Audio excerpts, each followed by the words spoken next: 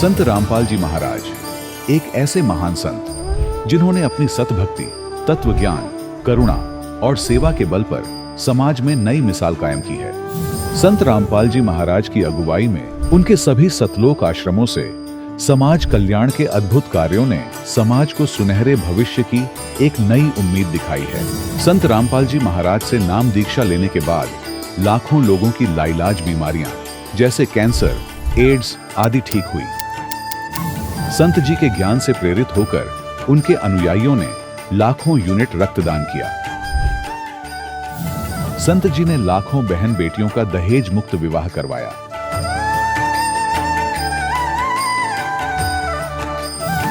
संत जी ने लाखों लोगों का नशा छुड़वाया, करोड़ों उजड़े परिवार बसे। संत जी के आश्रमों में समागम के दौरान निःशुल्क नेत्र चिकित्सा, दंत चिकित्सा प्रदान की जाती है।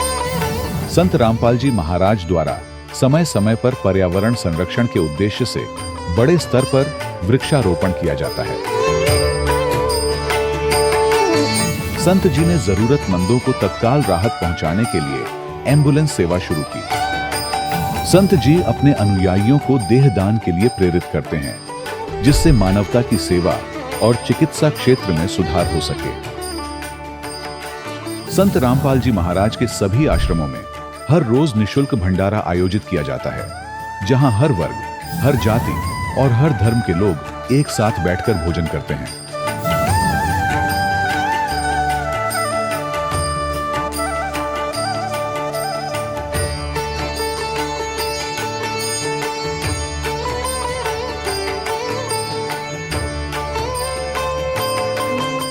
संत रामपाल जी महाराज की अन्नपूर्णा मुहिम ने गरीब और बेसहारा लोगों के जीवन में एक नई ऊर्जा और उम्मीद को जन्म दिया है।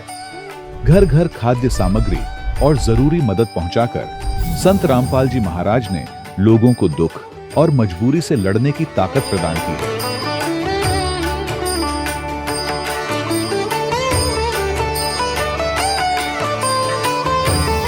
संत रामपाल जी महाराज द्वारा गरीब लोगों के लिए घर बनवाने का अद्भुत कार्य एक ऐसी मिसाल कायम कर रहा है जो सदियों सदियों संत जी की उदारता और दया भावना के तौर पर जाना जाएगा।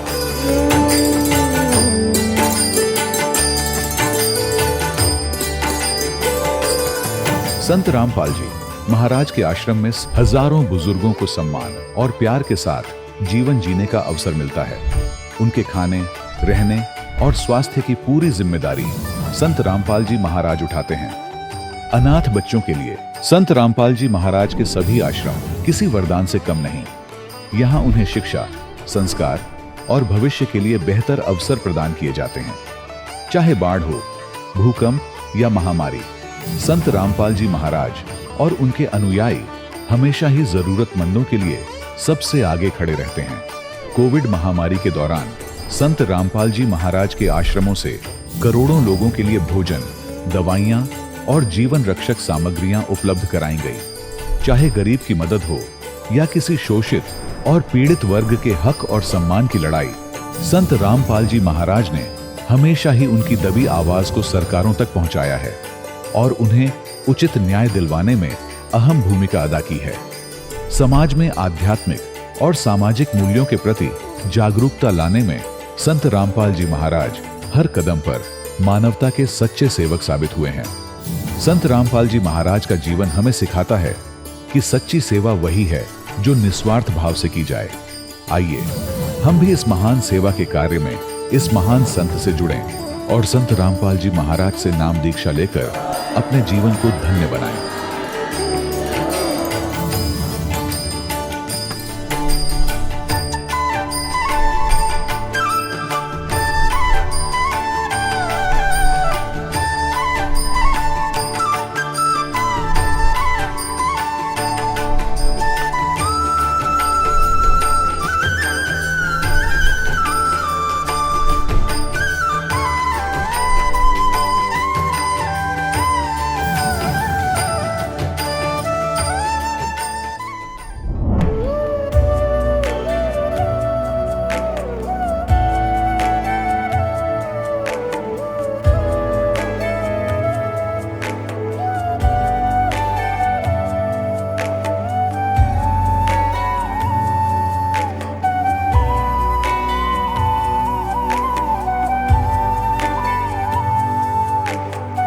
पूर्ण परमात्मा पाप कर्म दंड को भी काट सकता है। अभी तक जिस भी संत व महापुरुष से मिले, उन्होंने यही बताया कि पाप कर्म फल भोगने से ही समाप्त होगा।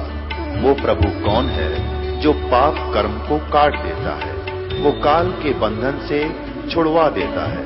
उसका क्या नाम है, पूजा की विधि क्या है? कृपया अवश्य सुनिए जगत गुरु तत्वदर्शी संत रामपाल जी महाराज के अमृत वचन। सत साहिब दर्शकों, क्या आपने कभी सोचा है कि जब जिंदगी में हर तरफ अंधेरा हो, बीमारी और गरीबी पीछा ना छोड़ रही हो, तब कौन बनता है उम्मीद की आखिरी किरण? हिसार हरियाणा की रहने वाली शिखा जी की कहानी भी कुछ ऐसी ही थी। उनकी मां चारपाई पर पड़ी रहती थीं, पिता रोजगार के लिए घर से दूर थे। घर की हालत इतनी खराब थी कि पूरे परिवार के पास सिर्फ एक चारपाई और एक पुरानी कुर्सी थी। 5 लोग उसी पर सोने को मजबूर थे। शिखा जी और उनके परिवार ने माता दुर्गा जी की पूजा, व्रत और कई धार्मिक रीतियां अपनाई, लेकिन कोई लाभ नहीं हुआ। एक दिन उन्होंने संत रामपाल जी महाराज का सत्संग सुना और यहीं से उनके जीवन में आया असली मोड़। संत रामपाल जी महाराज से नाम दीक्षा लेने के बाद उनकी मां पूरी तरह से स्वस्थ हो गईं और धीरे धीरे घर में सुख सुविधाएं आने लगी। अब सवाल उठता है, आखिर ऐसी कौन सी भक्ति साधना है जो संत रामपाल जी महाराज अपने शिष्यों को बताते हैं, जिससे लाखों लोगों का जीवन बदल रहा है? क्या नाम दीक्षा लेने मात्र से जीवन की परेशानियां दूर हो सकती हैं? आइए सुनते हैं शिखा जी की कहानी उन्हीं की जुबानी। नमस्कार जी। सत साहिब जी। क्या नाम है बहन जी आपका? मेरा नाम शिखा दासी है। कहाँ के रहने वाले हैं आप? मैं हिसार हरियाणा से हूँ। संत रामपाल जी महाराज से नाम दीक्षा आपने कब ली? मैंने संत रामपाल जी महाराज से नाम दीक्षा जनवरी 2009 में ली। संत रामपाल जी महाराज से नाम दीक्षा लेने से पहले क्या आप कोई भक्ति साधना भी करते थे? जी हाँ, हम जो मतलब हमारे समाज में जो भी धार्मिक पूजाएं हैं, देवी देवताएं हैं, उनको मानते थे। और मेरी मम्मी संतोषी माता की बहुत ही मतलब ज़्यादा पूजा करती थी, उनके व्रत सब कुछ करती थी। फिर भी वो मतलब बीमार ही रहती थी हर टाइम। और मेरे पापा हर महीने मतलब सालासर हो गया, अमरनाथ हो गया, केदारनाथ, मतलब हर जगह तीर्थ यात्रा पर जाते थे। तो जो ये भक्ति साधनाएं आप लोग कर रहे थे और आपके पेरेंट्स कर रहे थे, तो इन सब भक्ति साधनाओं से आपके परिवार में क्या क्या लाभ प्राप्त हुए? जी, हमें इनसे कुछ लाभ तो प्राप्त नहीं हुए, परंतु उल्टी ही हमें हानियां होती चली गई। मेरी मम्मी इतनी ज़्यादा बीमार रहती थी, मतलब वो सारा टाइम खाट में ही रहती थी। और मेरे पापा मतलब 6-6 महीने बाहर ही रहते थे, घर पे नहीं आते थे। और जिस कारण हमारी भी मतलब परवरिश है वो अच्छे से नहीं हो सकी। और हमारी आर्थिक स्थिति इतनी बुरी थी कि हम कभी कभी तो बिना खाना खाए ही सो जाते थे। फिर हमारे घर वाले थे, वो भी मतलब जो हमारे दादा दादी थे, चाचा चाची थे, वो भी इतना साथ नहीं देते थे।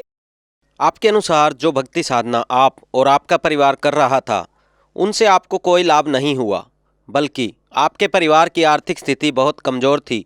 आपकी माताजी बहुत बीमार रहते थे, आपके फादर भी आप लोगों से दूर रहते थे। बहुत बार घर में खाने की भी दिक्कत रहती थी। तो इन सब परेशानियों के होते हुए संत रामपाल जी महाराज जी की जानकारी आपको कैसे मिली? जी, हमें ऐसे पता चला, हम मतलब कॉलोनी से बाहर रहते थे, तो वहाँ पर एक लेडीज़ थी, तो उन्होंने बताया कि ऐसे ऐसे संत रामपाल जी महाराज हैं, आप नाम दीक्षा ले लो तो आपको आपकी सारी दिक्कतें हैं वो दूर हो जाएंगी। परंतु मेरी मम्मी ने एक बार तो मतलब टाल मटोल कर दी कि नहीं, हम नहीं लेंगे, हम तो यही पूजा करेंगे। फिर मेरी मम्मी कुछ ज़्यादा ही बीमार हो गई, तो उन्होंने फिर बोला मेरी मम्मी को कि आप एक बार जाके तो देखो, ऐसे ऐसे है, मतलब बहुत लोगों को वहाँ से लाभ प्राप्त हुआ है, आपको भी हो जाएगा। तो मेरी दादी और मेरी मम्मी संत रामपाल जी महाराज के पास सतलोक आश्रम बरवाला चले गए और वहाँ पर उन्होंने उनसे नाम दीक्षा ली। संत रामपाल जी से नाम दीक्षा लेने के बाद क्या आपके परिवार में किसी तरह के कोई चेंजेस आए? हाँ जी, बहुत बदलाव आए हमारे परिवार के अंदर। मतलब पहले तो सिर्फ मेरी मम्मी ने नाम लिया था, तो मेरे पापा नहीं मानते थे। तो मेरे पापा के साथ एक घटना हुई, उनका एक्सीडेंट हुआ। वो एक ड्राइवर है, तो वो उनकी गाड़ी का ब्रेक फेल हो गया था, तो वो भी अगले ही दिन संत रामपाल जी महाराज की शरण में चले गए। और हमारे घर में मतलब इतनी दिक्कतें रहती थी वो सभी दूर हो गई। हमारी आर्थिक स्थिति भी बहुत अच्छी हो गई। पहले हमारे घर में मतलब कुछ भी नहीं था, ऐसे लगा के ही चलो, कुछ भी सुविधा प्राप्त नहीं थी हमारे घर में। मैं बताऊं, एक ही चेयर होती थी हमारे घर में, उस पर भी मतलब कभी कभी आते थे तो मेरे पापा ही बैठते थे। तो हम सब, हमारे घर में कोई खाट नहीं होती थी, वो एक बेड होता था जो मेरी मम्मी को दहेज में मिला था मेरी नाना और की तरफ से। उस बेड पे हम 5 लोग सोते थे, 3 हम और 2 मेरे मम्मी पापा। इसके अलावा कुछ भी नहीं था। और अब परमात्मा की दया से हमारे घर में सब कुछ है। मतलब परमात्मा ने हर चीज़ की मौज कर रखी है और मेरी मम्मी इतनी ठीक रहती है अब, मतलब सारा काम खुद करती है मेरी मम्मी घर का, और किसी प्रकार की कोई दवाई नहीं लेती। पहले मेरी मम्मी को मतलब हर समय दवाइयों के सहारे ही चलना पड़ता था। मेरी मम्मी ने हर हॉस्पिटल, हर डॉक्टर से दवाई प्राप्त की थी, परंतु उन्हें कोई भी आराम नहीं हुआ। और फिर संत रामपाल जी महाराज की शरण में जाते ही उन्हें मतलब बहुत, उनकी तबीयत में बहुत सुधार आया और धीरे धीरे वो अपना जीवन सुखद व्यतीत करने लगी। संत रामपाल जी महाराज की दया से कल ही मेरा मतलब सेकंड सेम का, मैं बीए ग्रेजुएशन कर रही हूँ, तो उसका रिजल्ट आया है। मतलब मेरा एक इंग्लिश का पेपर था, वो बहुत ही ख़राब हुआ था और उसमें परमात्मा की दया से मैं पास हो गई। मेरे को इतनी खुशी है इस चीज़ की कि मैं मतलब बता नहीं सकती।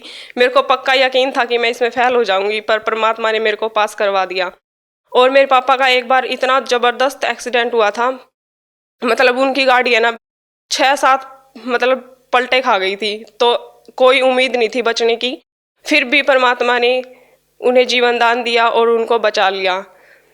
आपने बताया कि आप बीए ग्रेजुएशन कर रहे हैं, तो आप पढ़े लिखे इंसान होने के नाते कैसे विश्वास कर सकते हैं कि एक संत से नाम दीक्षा लेने मात्र से आपकी मदर की तबीयत ठीक हो सकती है, या आपकी आर्थिक स्थिति जो बहुत ज़्यादा खराब थी वो ठीक हो जाती है, या और भी अन्य फायदे जो आप लोगों को हुए हैं ये केवल संत रामपाल जी महाराज से नाम दीक्षा लेने से ही पॉसिबल हो रहे हैं? ये कैसे हो सकता है? संत रामपाल जी महाराज शास्त्रों के अनुसार भक्ति देते हैं, और जैसे कि गीता में लिखा गया है कि जो भी मतलब मनमाना आचरण करेगा उन्हें कोई भी लाभ प्राप्त नहीं होगा। जो शास्त्रों के अनुसार भक्ति करेगा उनको ही सब लाभ प्राप्त हो गए। संत रामपाल जी महाराज शास्त्रों के अनुसार ही भक्ति बताते हैं, जिससे कि सभी लोगों को लाभ प्राप्त होते हैं। और मेरे पढ़े लिखे होने का यही फ़ायदा है कि मैं उन शास्त्रों को मतलब पढ़ सकती हूँ और सच्चाई को जान सकती हूँ। और सभी लोगों को पढ़ाई का फ़ायदा उठाना चाहिए और अपने शास्त्रों को पढ़ना चाहिए और सच्चाई जाननी चाहिए और संत रामपाल जी महाराज के बारे में जानना चाहिए। तो बहन जी, जैसा आपने बताया कि संत रामपाल जी महाराज जो है वो शास्त्र विधि के अनुसार आज भक्ति करवा रहे हैं और उससे आपको लाभ प्राप्त हुआ। ऐसे ही संत रामपाल जी के करोड़ों शिष्यों से जब हम मिलते हैं, हमारी मीडिया टीम मिलती है और उनसे ऐसे लाभों को जानती है, तो ये एक बहुत ही अचंभे वाले लाभ होते हैं जो हमें सुनने को मिलते हैं। तो आज जो आपको लाखों करोड़ों लोग टीवी पर देख रहे हैं, तो आप उनको क्या संदेश देना चाहेंगे? मैं संदेश तो नहीं, हाथ जोड़कर यही प्रार्थना करना चाहूँगी कि अपना जीवन व्यर्थ ना करे और मानुष जन्म एक ही बार मिलता है और इसे व्यर्थ ना करे। संत रामपाल जी महाराज की शरण में आकर अपने मानुष जन्म को सफल बनाए। बहन जी, संत रामपाल जी महाराज की शरण में कैसे आ सकते हैं? संत रामपाल जी महाराज के सत्संग विभिन्न चैनलों पर आते हैं और उन चैनलों के नीचे एक पट्टी चलती है जिस पर कि मतलब आश्रम के कुछ नंबर दिए होते हैं। उन पर आप संपर्क करें और अपने नज़दीकी नामदान केंद्र का पता करें और वहां पर जाकर नाम दीक्षा ग्रहण करें। निःशुल्क नाम दीक्षा प्राप्त है, कोई पैसा नहीं लिया जाएगा और आप ऑनलाइन पुस्तक भी प्राप्त कर सकते हैं और पहले से ज्ञान प्राप्त कर सकते हैं और फिर नाम दीक्षा प्राप्त करें। धन्यवाद बहन जी। सत साहिब। दर्शकों, अभी आपने सुने संत रामपाल जी महाराज से दीक्षा प्राप्त करके सुखी हुए भक्त के अनुभव। अब देखिए जगत गुरु तत्वदर्शी संत रामपाल जी महाराज के मंगल प्रवचन। परमात्मा कहते हैं कि कबीर साहब के आप जी उन वेदों और गीता के अतिरिक्त कोई और अन्य साधना करते हो तो वो आदेश भगवान का नहीं, विधान नहीं मालिक का। आप फिर किसी ऐसे की आज्ञा का पालन कर रहे हो। ऋषि और इन महर्षियों का, इनके बताए इस ज्ञान को ग्रहण नहीं करना। तो आप जो साधना कर रहे हो धर्मदास जी, एक भी गीता वाली नहीं, और गीता जी का पाठ नित करते हो। अब धर्मदास जी सुन्न हो गया कति, लेकिन अभिमान काल की फिर भी कोई ना कोई रह जाती है अंदर से प्रेरणा। अब काल प्रेरणा से कहने लगा, जिंदा तो मुसलमान है, इसलिए तुम्हारे हिंदू देवताओं के साथ ऐसी बातें कर रहा उनके विषय में। तेरे को पता है हम कोई जीव हिंसा नहीं करते, हम किसी की आत्मा दुखी नहीं करते, तू कैसे बात कह रहा है? तूने ये सब जो है ना हमारे देवताओं की बेइज्जती कर दी है। अब परमात्मा ने देख लिया कि इसमें काल आ गया, और ईब यो एक नहीं सुने तेरी सारी पर माटी फिरेगी। परमात्मा अंतर ध्यान हो गया उसके सामने से, एकदम अदृश्य हो गए, हिडन। अब धर्मदास जी लगा देखने, उसके तो पसीने आ गए। धर्मदास जी ने सोचा, ओए होए मन तो जुल्म कर दिया, देख कितना अच्छा ज्ञान बतावे थे। अब इस ज्ञान को सुनकर पुण्यात्मा जो इंसान होगा कंडम हो जाएगा, कति उस अज्ञान को नहीं कर सकता, उस साधना को नहीं कर सकता। इसको स्वीकार करो चाहे ना करो, वो ऐसी स्थिति हो जाती है। एक बार ये दास औरंगाबाद के अंदर वो सत्संग करते हुए जा रहे थे, जब हमारा आस्था चैनल पर बंद करा दिया था औरंगाबाद में। हमने दाड़े बहुत भुगते हैं पुण्यात्माओं आप तक संदेश पहुंचाने के लिए भगवान का। हमारे साथ बहुत बदतमीजियां हुई, लेकिन हिम्मत नहीं हारी। हमें मालूम था कि ये परमात्मा का संदेश है, उसकी आत्माओं को सुहावेगा, सुहावे चाहे 10 दिन पीछे। तो वहां हम सत्संग कर रहे, प्रोजेक्टर हमारे साथ ये परमात्मा ने दिए, और ये इंस्ट्रूमेंट ये मैन माइंड नहीं है, ये गॉड गिवन माइंड है, ताकि मेरे बच्चे आसानी से इन सदग्रंथों को समझ सकें, पढ़ सके। आपको शिक्षा देने का क्या उद्देश्य था? 3 युग बीत गए, कभी शिक्षा नहीं दी मालिक ने, क्यों? शिक्षा तो बेईमान बना देती है, लेकिन थोड़ा सा बेईमान बनाना इसलिए आवश्यक समझा कि ये अच्छी तरह दूध के जले हुए लस्सी को भी फूक फूक के ग्रहण कर लेंगे, फिर सदा के लिए चिपक जाएंगे मेरे साथ।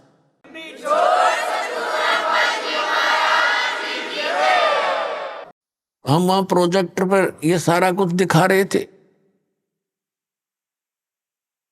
अब वो बुद्धिमान लोग निकट से थोड़े से भगत आया करते, संगत 200 से 400 मुश्किल से आराम से ना खूब प्रोजेक्टर पर दिखता था साथ। वो घर जाकर मिलाते। 5 दिन का सत्संग था, पहले दिन सुना, नोट कर लिए सारे फटाफट उन्हें घर जाकर मिलाए, क्योंकि घर घर रखी है सबके गीता और ये पुराण। वो तो ठगे से रह गए। अगले दिन आए, फिर उन्होंने सोचा नाम ले लें। नाम लेने के लिए जब सोचा तो उनको नियम बताए। वो कहने लगे श्राद्ध तो हम जरूर निकाल लेंगे, अस्थि तो हम अवश्य उठाएंगे। कोई बात हुई है? ये नियम तो हम नहीं पुगा सकते। भाई नियम नहीं पुगा सकते तो हम मंत्र नहीं दे सकते।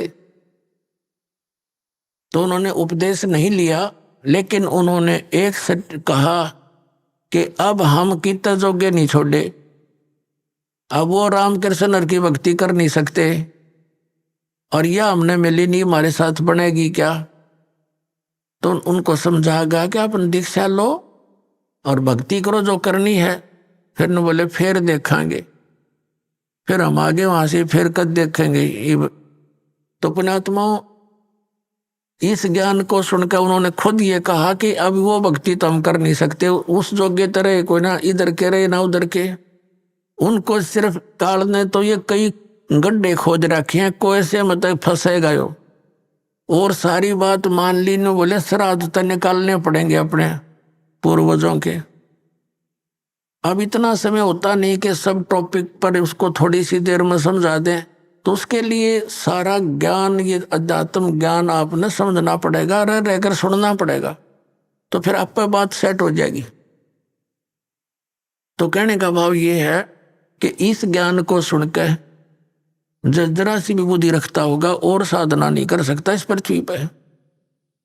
तो फिर क्या हुआ, धर्मदास जी ने अब ना तो वह भक्ति और करी, अपनी जो ले रहा था कागज पत्र सारे धर दिए तय करके। अब बता क्या करूं, फिर इसका एक मंत्र गीता में नहीं आराम इसने रटन लाग रे।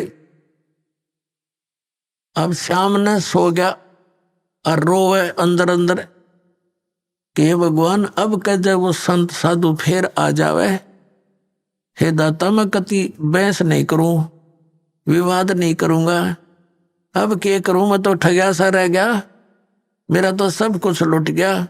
ये भक्ति तब करने की इच्छा कति नहीं बनती। सारी रात ऐसे ही करवट बदल बदल कर बखत से उठ लिया।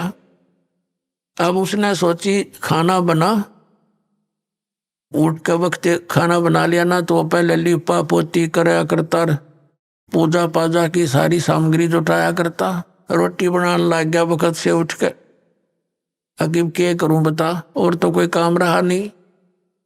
अब खाना बनाने के लिए जंगल से लकड़ी तोड़ कर ला रखी थी शाम को, सुबह वक्त से यानी सूर्य उदय होने से पहले लकड़ जला लिए।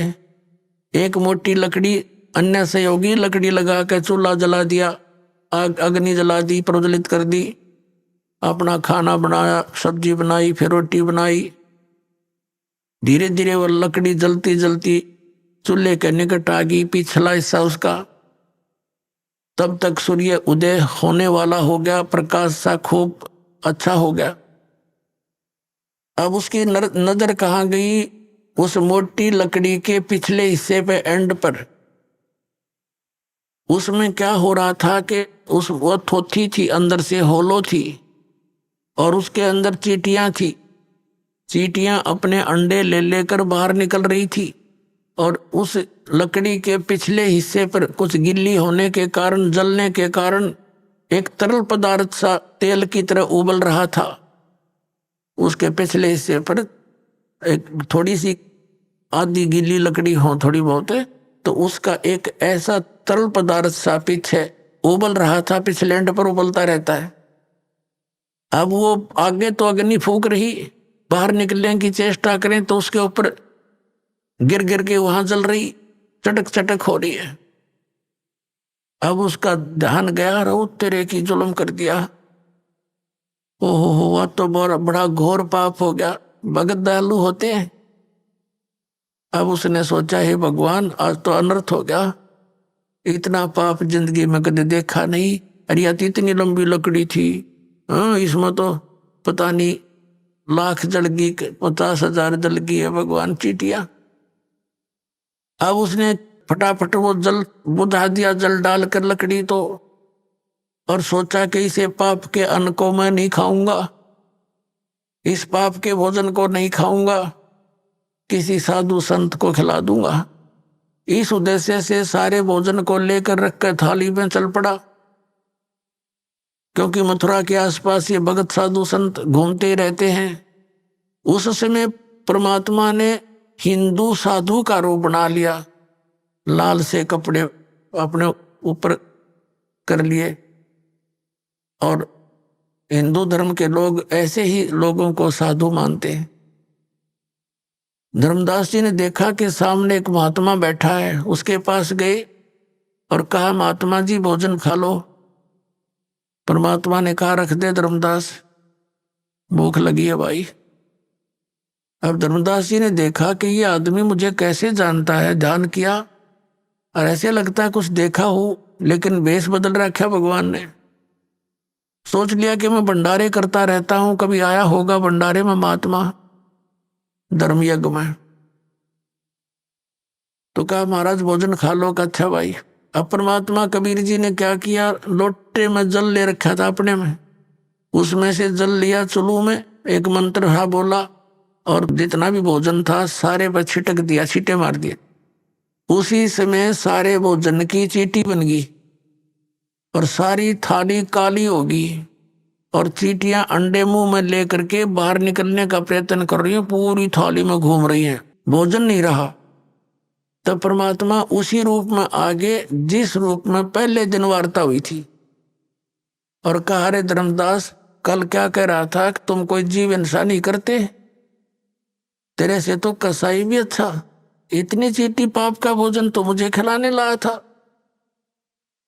शरण पकड़ लिए, पैरों में गिर गया, हाथ जोड़े, हे भगवान गलती होगी, हे परमात्मा माफ कर दो मुझे, मालिक मैं नीच गणा हूं, और पिछला यो गंदा रंग मेरा घना चढ़ रहा था दाता, मेरे से गलती बन गई, रो बुरी तरह। हे भगवान मुझे कुछ और ज्ञान बताओ, आपने तो इधर का छोड़ा ना इधर का, मैं तो सारी रात करवट बदल कर काटी दाता।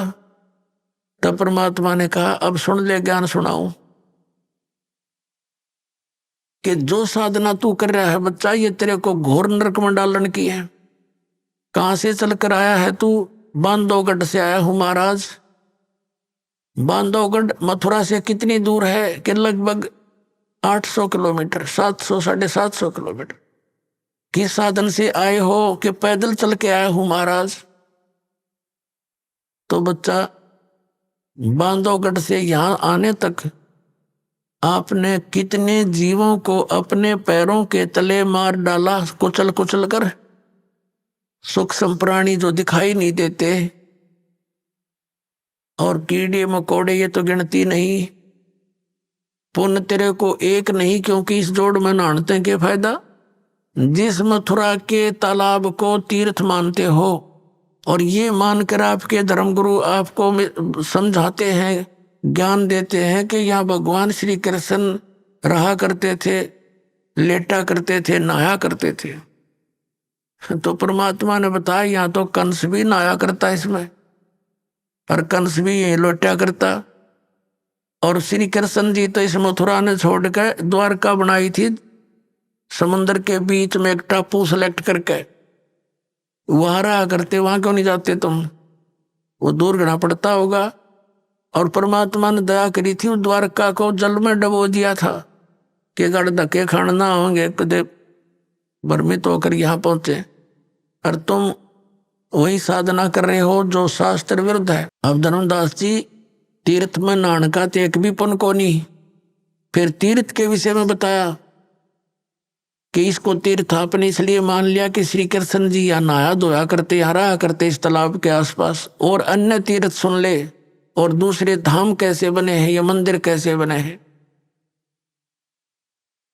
जैसे अमरनाथ का मंदिर जहां तुम मोक्ष उद्देश्य से जाते हो बोली आत्माओं, वो अमरनाथ कैसे कहलाया? कि भगवान शिव जी ने अपनी पत्नी पार्वती को उस स्थान पर मंत्र दिया था जिसको तुम अमर मंत्र बोलते हो। और वो हमारी फर्स्ट एड है, प्राइमरी क्लास की पढ़ाई है। ये प्रथम मंत्र जो आपको दिया जा रहा है, ये मंत्र 5 मंत्र बीच बीच के ये पार्वती को दिए थे। उसका तुमने पता भी कोई ना कौन सा हो, अमर मंत्र अमर मंत्र अमर मंत्र करते फिरते हो। और उस स्थान पर भगवान शिव ने पार्वती को नाम दिया था, जिस कारण से उसने सच्ची लगन करके जाप करके और जितना अमरत्व प्राप्त हुआ वो प्राप्त किया। वो कितना है? जब तक वो शिव जी भगवान की मृत्यु नहीं होगी, पार्वती उसके साथ रहेगी, उससे पहले वो 107 बार जन्म और मर ली थी। अपने आत्माओं वहां अब ना शिव जी कोई मंत्र दे दिया अपना, और ना कोई और स्थान व्यवस्था, तो वो नाम अमर मोग अमर मंत्र पूरे गुरु हैं। आपको जहां मिल जा धर्मदास, अगर आपको वो मंत्र कहीं पर भी मिल जाता तो उस प्राणी के लिए, आपके लिए वो स्थान अमर धाम है। अमरनाथ का स्थान वो है उसके लिए। जैसे ही बाप जी को यहाँ बरवाला आश्रम में मिलता है मंत्रियों, तो आपके लिए तो ये है तीर्थ। जैसे क्रोथा आश्रम में जिन्होंने मंत्र लिया था, तो उनके लिए वो क्रोथा है, वो अमरधाम। लेकिन उस अमरधाम के चाटे वो तो सरकार ने खोज लिया हमारे पे। ये वहां कोई माथा टेकन जा भोला भगत बता के क्या मिलेगा? दास तो बैठा है यहाँ पर, तो आपको इस दास के पास आना पड़ेगा। और उस क्रोथाश्रम में कख नहीं।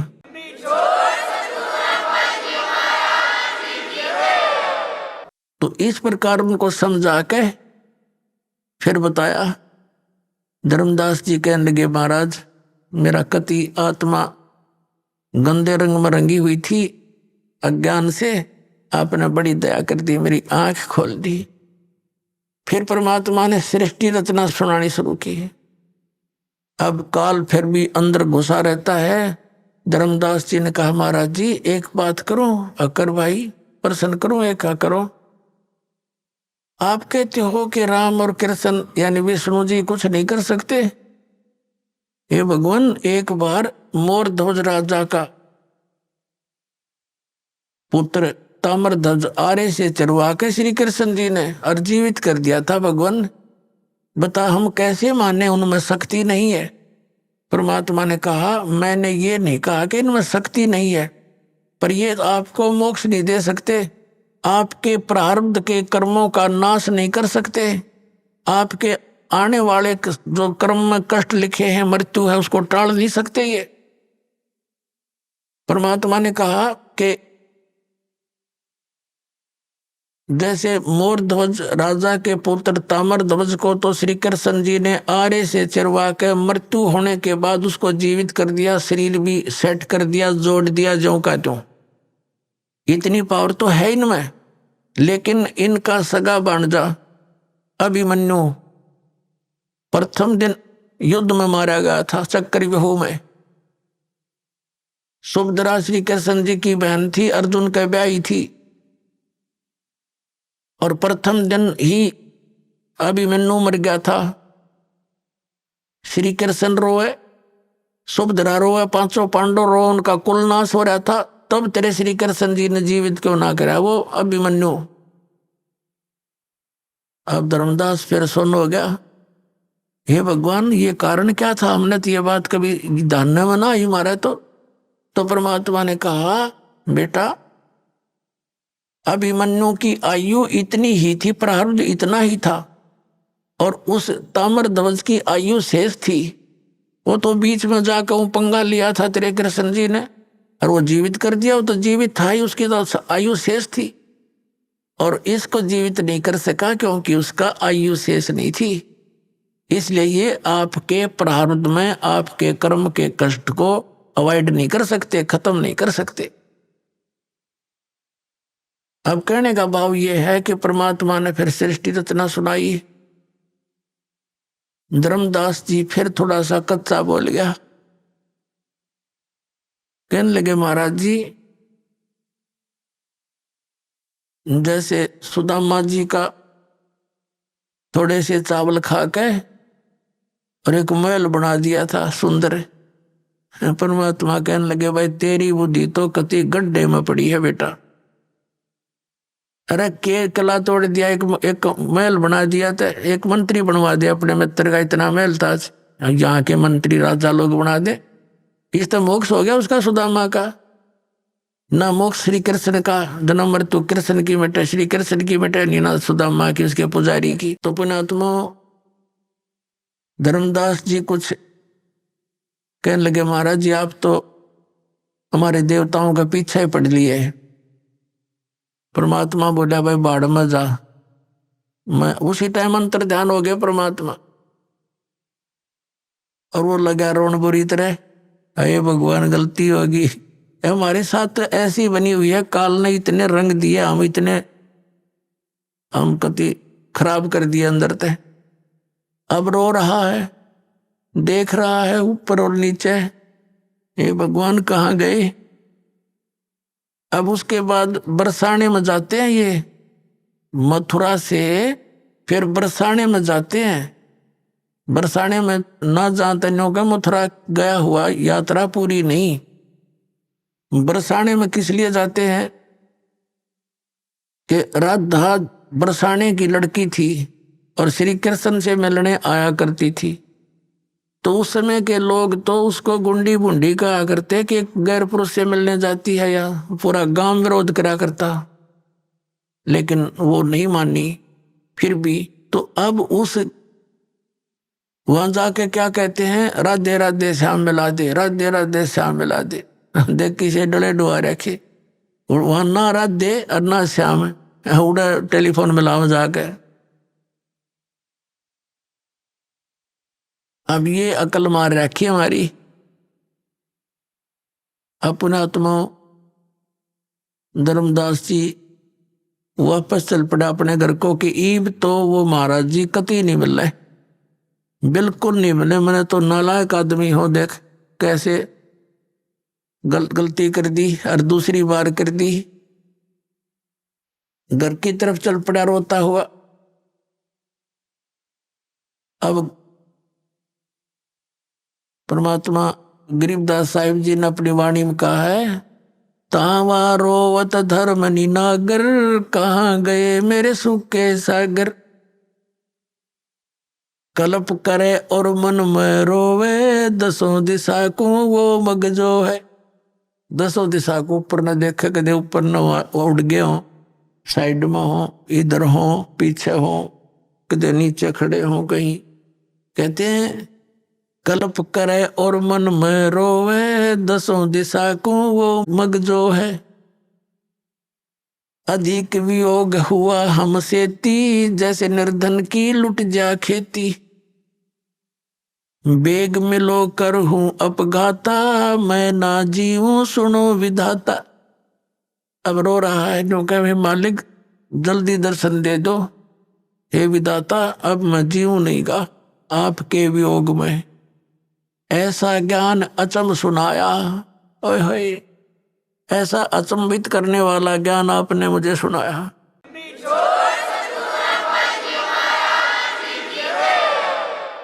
अब रोता रोता घर पे आ गया, सारे आंसुओं से कमीज भीग गया। 2-3-4 दिन में अपना घर पहुंच गया। उसकी पत्नी ने देखा कि भगत जी ने तो 1 महीने माना था, 2 महीने की यात्रा थी इसकी, 2-3 महीने की, तो सब तीर्थों पे जाना था। वापस कैसे आगे रो बुरी तरह रहे। आमनी देवी नाम था उस धर्मदास जी की धर्मपत्नी का। उसने कहा कि क्या हो गया भगत जी, कैसे वापस आ गए। वो सुन नहीं रहा था, वो उसकी बात का उत्तर नहीं दे पा रहा था, वो रो इसी बुरी तरह रहा था। उस इतना अंदर से कलेजा भर भर के आ रहा था, उसका बोल नहीं निकल रहा था। और अपने घर के बीच में जाकर कमरे में और जमीन पर गिर के बहुत बुरी तरह रो रहा था, जैसे किसी का कोई स्वजन मर जाता है। अब आमनी भी रोने लगी बैठ के, क्या घटना घटेगी भगत के साथ। तो उसने सोचा अपनी सोच से, क्योंकि धर्मदास जी था खुले हाथ का, आमनी देवी थी थोड़ी सी कंजूस टाइप की। ये धर्म बहुत करा करता, भंडारे साधु संतों को बुलाता, साधु उनको कंबल कुंबल साथ में देता। तो यह टोक टाक दिया करती, जी दान हिसाब का होया करे, इतना मत खर्च करो, बालक भी पालने हैं। तो इसने नो सोचा आमनी देवी ने कि मैं भगत जी को टोक टाक दिया करती, और इसका लगता है किसी ने रास्ते का जो पैसा था लेके गया था, यो धन यात्रा खर्च, वो निकाल लिया। अरे इसका काम अधूरा रह गया धर्म का। और ये इसलिए रो रहा है कि अब ये नो सोच रहा होगा कि मैं पैसे मांगूंगा और या फिर ना नौकर करेगी। और ऐसा किया हुआ धर्म फिर व्यर्थ होता है। तो उसने इस विचार से कहा कि हे भगत जी, कोई बात ना, किसी ने आपका यात्रा खर्च निकाल भी लिया होगा, आप और ले जाओ, कि आपके धन की कमी है, आपको भगवान ने कितना दे रखा। उसको एक सांत्वना दिलाने के लिए वो इस प्रकार की उसकी सिंपैथी सी कराने लगी। काफी देर रोता रोता जब मन थोड़ा सा ठीक बोलने के हिसाब में हुआ, तब कहने लगा, आमनी देवी, यदि मेरा वो धन निकल जाता तो कोई बड़ी बात नहीं थी, वो और ले जाता मैं, लेकिन मेरा ऐसा धन गया, वो मुझे अब मिले नहीं और मैं जीऊं नहीं। तो वो कहने लगी, ऐसा कौन सा धन था। तो उसने रोते रोते सारी कथा सुना दी, जो मालिक ने सुनाई थी। आमनी इस बात में बहुत तेज माइंड की समझदार बहन थी। उसने कहा, हमने रामकृष्ण जी कभी मिले? या शंकर भगवान मिले हो, और चलो मिल भी जाते हैं, जब उनकी स्थिति सारी स्पष्ट होगी। आप तो बिजनेसमैन थे, ये सौदा चूक कैसे गए? आप तो व्यापारी आदमी हो, हमने के रिश्तेदारी थी रामकृष्ण के साथ। जब हमने सही मार्ग मिल गया तो हमने ये आपने ग्रहण क्यों ना किया, या गलती कैसे खाई? तो वो कहता है कि जीवन में पहली बार हानि का सौदा हुआ मेरे से, आज तक हानि नहीं हुई थी, और ऐसी हानि होगी अपनी, अब यह पूर्ति नहीं हो सकती। मैं घना नीच हूं, दूसरी बार मैंने ऐसी गलती कर दी, एक बार की तो चल जाती। तो रामनी भी कहने लगी कोई बात ना, हिम्मत सी करो। तो 6 महीने बीत गए ऐसे, रोज आना, कोई काम नहीं करे, रोटी एक मुश्किल से खावे और गली में बैठ जावे, नो देखे सा आवे कोई साधु। अब जैसे कोई साधु भक्त दिखाई दे उसके निकट जावे, शायद आ गया हो। जैसे बेलनी ने श्री राम की इंतजार की थी कि दूर तक कोई भी आता दिखा करता, भाग लेती थी, श्री राम आ गए, श्री राम आ गए। ठीक यही दशा धर्मदास जी की हो रही थी। एक दिन उसने सुना कि कोई गांव के बाहर एक जंगल था, छोटा सा वन, उसमें एक महात्मा आया है। गांव के लोग श्रद्धालु बहुत होते थे, सभी जा रहे हैं दर्शनार्थ। धर्मदास जी को पता लगा तो वो भी गया देखने के लिए कि शायद वो महात्मा आगे हो, फिर मुझ पर रहम करके। अब जाके बैठ गया। अब नो तो पहचान सकता नहीं, क्योंकि वो उसी समय भगवान ने दूसरा रूप भी बना लिया था उसके सामने। तो उसने प्रश्न किया कि महाराज जी, ब्रह्मा जी, विष्णु जी, शिव जी के कोई माता पिता हैं? वो लगा कहने, वो है जो कैसेट फीड कर रहा था, ये तो अजरो अमर है, सर्वेश्वर है, महेश्वर है, ये मृत्युंजय है, कालज्जय है। लाला जी नो कहे है, रॉन्ग नंबर। उठ के चल पड़ा, यो नहीं, वो को नहीं, वो महात्मा नहीं है, वो ज्ञान नहीं है इसका। उठ के आ गया वापस। अब इस तरह 6 महीने बीत गए, ना खावे, दुबला पतला हो गया। उसकी पत्नी में परमात्मा ने प्रेरणा करी। उसने देखा कि भगत आप तो मर जाओगे ऐसे ही, और भगवान मिलेंगे, वो मिलेंगे नहीं साधु आपको। एक बात बता, उन्होंने इतनी सी वार्ता की तो कुछ और भी कहा होगा, कुछ मिलने की विधि बताई होगी, संकेत किया करते हैं महात्मा। तो धर्मदास जी को भी परमात्मा ने याद दिला दी। कबीर साहब ने कहा था कि भाई जहां भंडारे होते हैं वहां मैं पहुंच ही जाता हूं, जहां धर्म होते हैं ना, धर्म यज्ञ, वह मैं अवश्य जाता हूं। ना यू काल होने दे अच्छे काम न, आग लगा दे वहां पर मेरे बच्चों में, चाहे किसी से तो कैसा ही कर रहा है, वहां भी मैं ही जाता हूं। उसको बेचारे में आस्था बनी रहे भक्त भगवान की, इसलिए। तो उसने ये बात बताई आमनी को। आमनी कहने लगी फिर तो बन गई बात, आप भंडारा कर दो, आपका धन बतेरा परमात्मा ने दया कर रखी, सेठ हो आप तो, और भंडारा कर दो। अब धर्मदास उसने कहा था 1 दिन का, उसने 3 दिन का धरा, क्योंकि खुले हाथ का था कि कदे 1 दिन में ना आवे मात गुरु जी, महात्मा जी। 3 दिन का धर्म भंडारा कर दिया और बहुत दूर तक चिट्ठियां भेज दी। अब साधु संत आए प्रथम दिन, और धर्मदास जी तो अपना वो जैसे सर्प की मणि गुम हो जाती है, वो तो वो ही देखता है। भंडारा खाने वाले खा रहे हैं, खिलाने वाले खिला रहे हैं, और वो यूं देखता जा रहा है। देखा कि नहीं आए, सारा दिन गया। फिर बैठ कर रोया सारी रात। सुबह फिर यही स्थिति थी, अगले दिन भी। तीसरा दिन बाद दोपहर हो गया, और अंदर से जो वास्तविक पुकार, हृदय की पुकार उसने की कि हे परमात्मा, या तो आज दर्शन दे दियो अपने दास ने, नहीं सुबह आपका दास जीवित नहीं रहेगा, आत्मघात करूंगा, आत्महत्या करके मरूंगा, मेरे पर जिया नहीं जा सकता, वो भक्ति में कर नहीं सकता, और आगे की कोई रास्ता मिला नहीं। इस जीवन में इसका क्या करूंगा मैं, ऐसे पशु जैसे जीवन को जी कर। ये फाइनल फैसला उसने हृदय से कर लिया। वो तो अंतर्यामी है कि आज बात बिगड़ेगी। एक कदम का पेड़ था, जहां वो भंडारा चल रहा था उसे 100 फुट की दूरी पर परमात्मा आकर वहां विराजमान हो गए सतलोक से चलकर। 1 मिनट में जहां से जहां पहुंच जाते हैं। और धर्मदास जी देख ही रहे थे, कोई साधु संत वहां बैठों को देखकर फिर इधर उधर देखा तो सामने क्या देखा, को हो ये बैठे हैं। एकदम दौड़ा दौड़ा गया और निकट से देखा कि तीजों का त्यों स्वरूप है और जिंदा महात्मा का रूप है। चरणा में पड़ गए, नु सीने के लपट गए, नु जो कर बालक के चिपट जाकर, बालक अपने माता पिता के चिपट जाकर ऐसे। और कहने लगे महाराज, वो आंखों में देखे आंसू भराए, हे परमात्मा माफ कर दियो, इबका छोड़ कर ना जाइयो अपने दास को। उसका न्यू हो रहा कि वे चले ना जा, छोड़ो नहीं कती, चाहे क्यों करके मैं करना पड़ो, कुछ भी करना पड़े।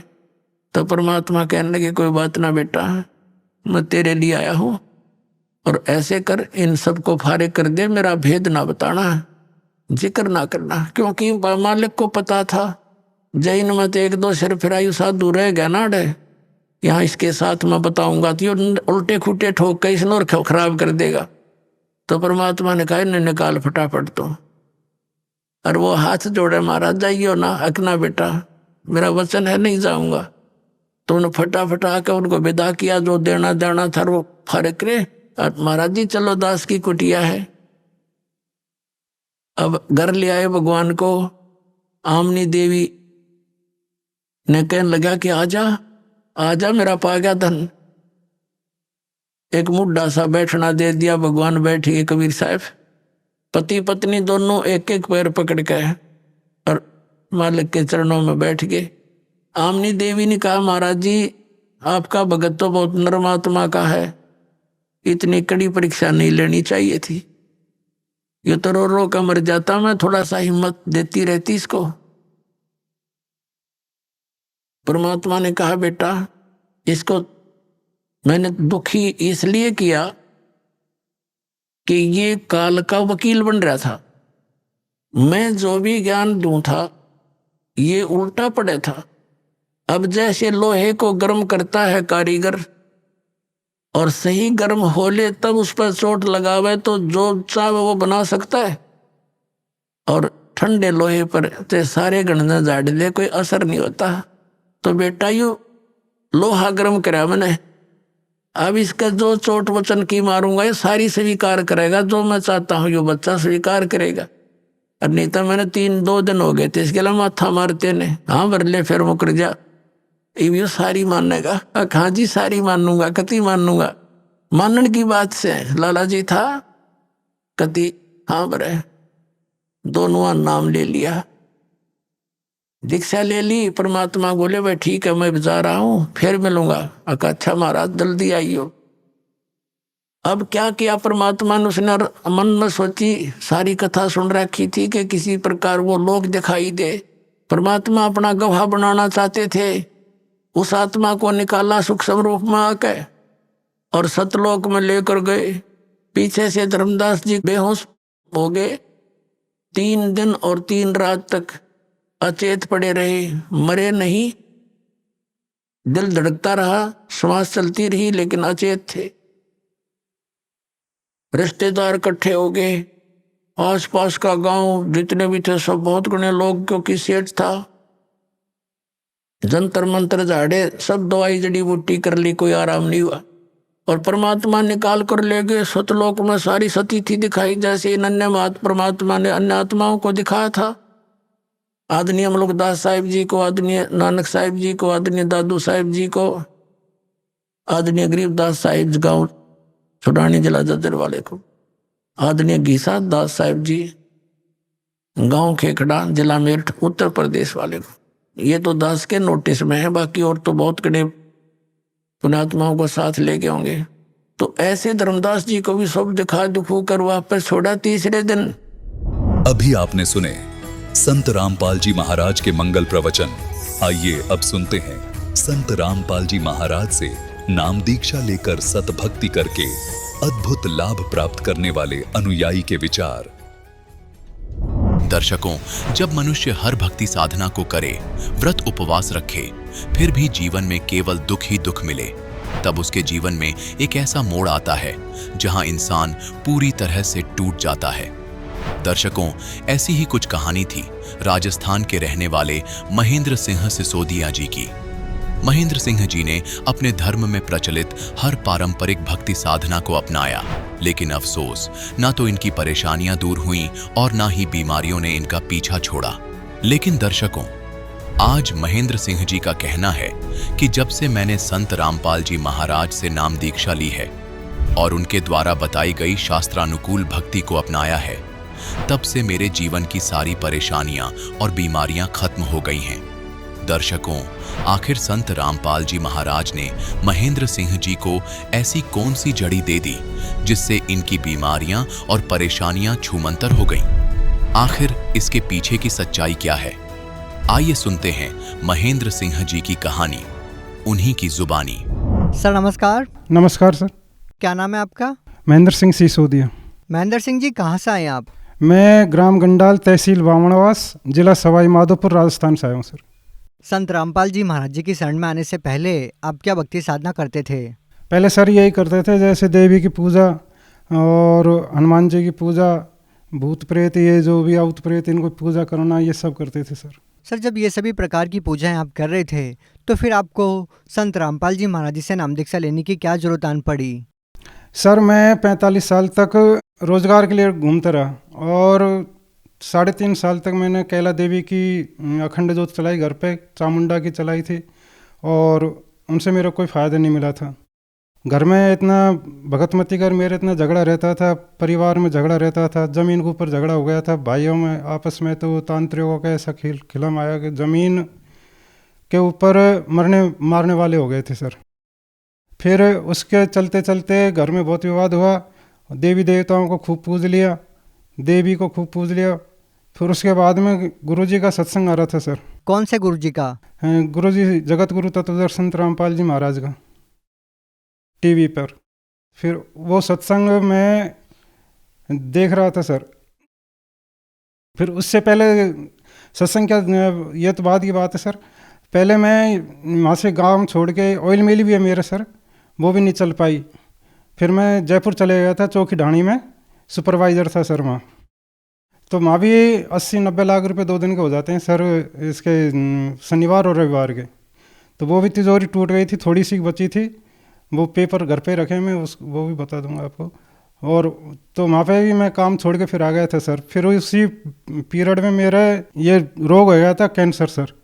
मुंह सड़ गया था पूरा, यहाँ पे इतने घाव हो गए थे, ब्लड मवाद अंदर जाती थी, और 72 किलो वज़न था, उसमें से 45 किलो के लगभग मेरा वज़न रह गया था। बड़ी बड़ी मूछें बढ़ा रखी थी सुपरवाइजर से, मतलब ऐसा बेस बना रखा था कि बहुत विकराल। तो वहाँ वो चोरी होने के बाद में थोड़ी सी तिजोरी बची, वो भी परमात्मा की दया से बची नहीं। उसके बाद तो मैं जेल में सड़ता रहता भगत जी। तो वहाँ से मैं छोड़ के आ गया था जब ये लाइलाज हो गया और मेरे ये बीमारी नहीं मिट पाई, फिर घर आ गया था सर मैं। सर, आपके जीवन में जो इतनी सारी समस्याएं थी वो कैसे ठीक हुई? ये सर रामपाल जी महाराज भगवान इनकी शरण में जाने से मेरी ठीक हुई सर। ऐसी क्या परेशानियां थी आपको जो संत रामपाल जी महाराज जी से नाम दीक्षा लेने के बाद आपकी ठीक हो गई? सर, मेरी परेशानी एक तो रोज़गार नहीं चल रहा था सर। ऑयल मिल थी, वो बहुत नुकसान दे रही थी, कभी मिल में नुकसान, कभी इंजन में, कभी, और घर में इतना झगड़ा लड़ाई ये हो रही थी सर। और बीमारी इतनी पीछे पड़ गई कि इलाज नहीं हो पा रहा था। घर में लड़ाई झगड़े, तांत्रिकों का प्रकोप, भूत प्रेतों का प्रकोप, इतना झगड़ा हो रहा था सर। तो ये सब आराम मेरा गुरुजी जगत गुरु तत्वदर्शी संत रामपाल जी महाराज जी की शरण में जाने के बाद ही आराम हुआ सर। और सर मैं वहाँ से चौकी ढाणी से जब वापस आया तो मेरे अंदर एक डॉक्टरों ने मना कर दिया था, यहाँ पे कैंसर हो गया था सर। ये छेद थोड़ा सा ही घटा था, होने वाला था, और घाव हो गए थे बहुत बड़े बड़े अंदर, और ब्लड मवाद अंदर जा रहे थे, और 5-5 किलोमीटर में दूर चले जाता तो रात भर बैठा बैठा निकालता था। पागल जैसी स्थिति हो गई थी सर। 45 साल तक तो मेरा कोई रोज़गार धंधा चल ही नहीं पाया। सारे बच्चे जवान हो गए थे सर, और उनकी शादी ब्याह के लिए और पढ़ाई के लिए एक बेटा है सर। परमात्मा का पढ़ाई के लिए पैसे मेरे पास नहीं थे सर। और वो पैसे उनको दे नहीं पाया, तो वो पढ़ाई जैसे तैसे अभी भी कर रहे हैं सर। उसके बाद मैं गांव आ गया सर, चौकीडानी की सुपरवाइज़र का वो काम छोड़ के, और घर आके फिर मैं घर पे ऊपर खाना खा के और नीचे आके टीवी देखता रहता था सर। उससे पहले मेरे साड़ी साहब है मलावना चौड़ में, गणपत दास जी नाम उनका, उन्होंने मेरे को खूब कहा कि जीजा जी तुम ये देवी देवताओं की पूजा छोड़ दो, इनसे कोई फ़ायदा नहीं होगा, तुम मेरे साथ चलो गुरुजी के पास।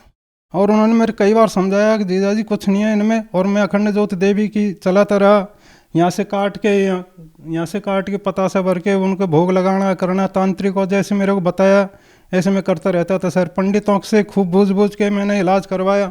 चैनपुर बढ़िया भी हमारा पास में गाँव है, उससे जहाँ भी बालाजी बताया तौलिया सर, वहाँ भी मैं गया था सर। नौसारी में मैं सर्विस नौकरी करता था सर डायमंड ऑफिस में, तो वहाँ भी मेरे नुकसान होने लग गया, हीरे ऑटोमेटिक गायब होने लग गए थे सर। फिर एक ऊपर सेठ रहता था, उसने मेरे से कहा कि तू उदास कैसे है सेठ।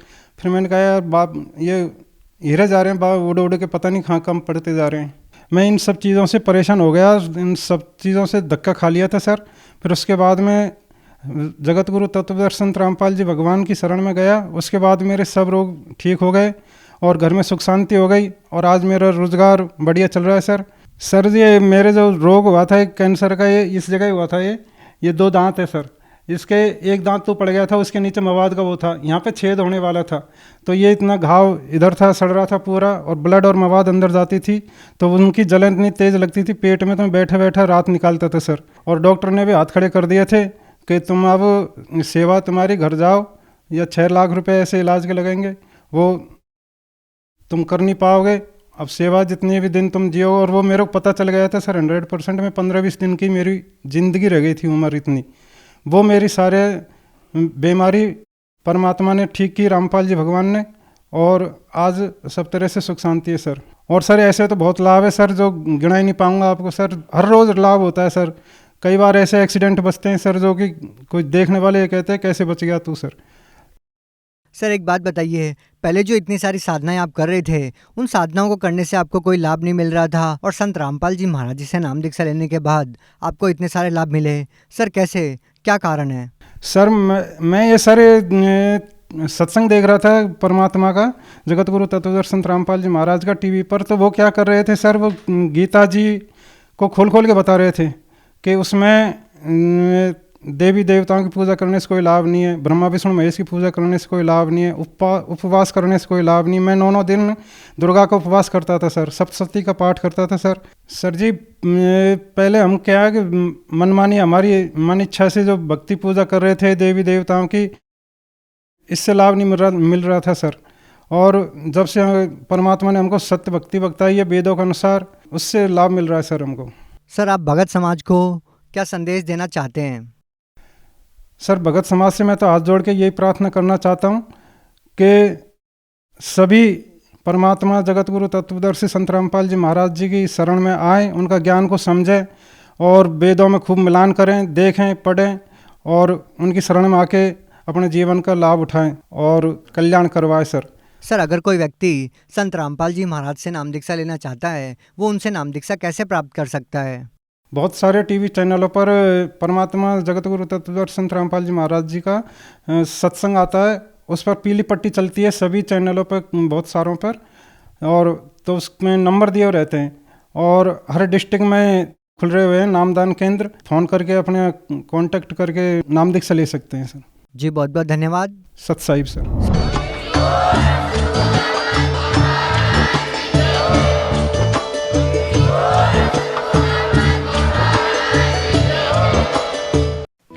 आप सुन रहे थे जगत गुरु तत्वदर्शी संत रामपाल जी महाराज के मंगल प्रवचन। अधिक जानकारी के लिए संपर्क करें।